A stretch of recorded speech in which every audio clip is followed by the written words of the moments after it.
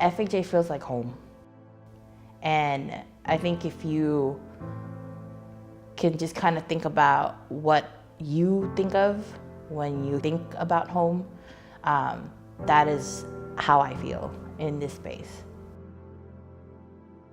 I was born in Manila, Philippines, in the town of Pasay. My family moved here in the US right around when I was 9 years old in 1997. When I got here, I don't think it's exactly what I was expecting. I knew I was going to be different from a lot of people, but I didn't know I was going to be that different. Back in the Philippines, my mom was a stay-at-home mom. And so when we moved here to the US, she couldn't do that. We needed to have 2 incomes in the household. So I was expected to be the ones that are taking care of my younger siblings. I really hated that I had to take on these responsibilities and I had less freedom of just being a kid. That was definitely a strain with my parents, especially with my father. I think I think there's a lot of expectation as far as like him growing up in the Philippines and what you're expected to be as an oldest daughter. And there was a lot of rebellion about not really wanting to be that. At this time, I have my family were just, it felt like it was crumbling and falling apart. My parents weren't talking at home, and there was no communication. My parents' relationship was falling apart. My brother and my dad's relationship was falling apart. Mine and my dad's relationship were falling apart. Basically, my family was starting to become this broken family. When my brother was in 7th grade, he was recruited by FHA's young men's group called Building Adults Through Awareness. That, I think, saved my brother's life. At the time, the area, there's definitely an issue of racially fueled gang violence. My brother was somebody that the gangs in the area were looking at and was somebody that was trying to be recruited. As somebody that was his caregiver, like I didn't know how to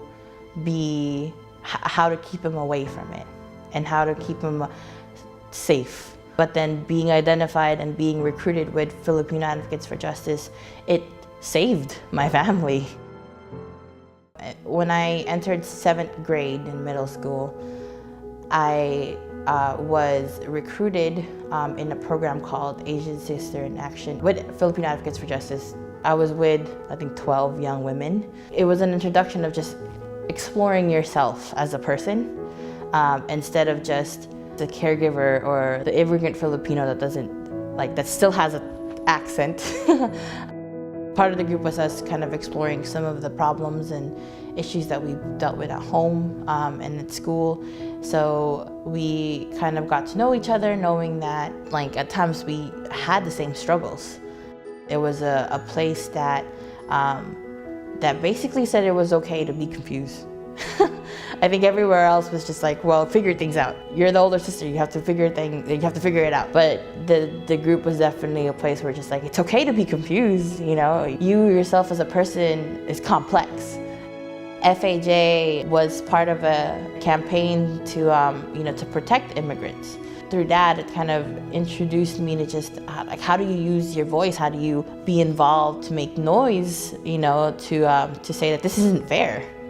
Why are we targeting people of color? Why are we targeting, immigrants? Are we just gonna be quiet and not do anything about it? FHA and PYC basically showed me how is, being an immigrant connected to the gang violence that are happening here in the city. How are these gang violence connected to the working class? How are you connected to the Black community? And so it just kind of all connected to like the different issues that we face every single day. This organization basically gave me back my family. It gave me a purpose. It gave me a way to impact lives and basically give back. Anytime that I think about my past and I think about where life even I felt like started, FHA is what I think of.